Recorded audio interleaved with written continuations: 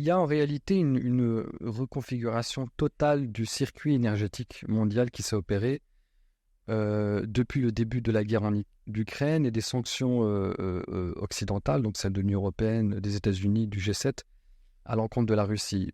Très rapidement, le schéma économique et le circuit énergétique qui existait au préalable, c'était qu'effectivement la Russie exportait massivement du gaz à l'Union européenne. C'était à peu près entre 50 et 55% de ses besoins en énergie. Pour le gaz naturel, ça pouvait même augmenter à 60-65%. Pour certains pays, notamment enclavés, c'était même 80%. Donc il y avait une dépendance énergétique de l'Europe et de l'Union européenne vis-à-vis du gaz russe. Il y avait les pays moyen-orientaux qui exportaient un certain nombre de brut et de carburant, mais surtout vers les marchés asiatiques. Contrairement à ce que l'on croit, la production saoudienne, koweïtienne, émirati était essentiellement tournée vers l'Asie.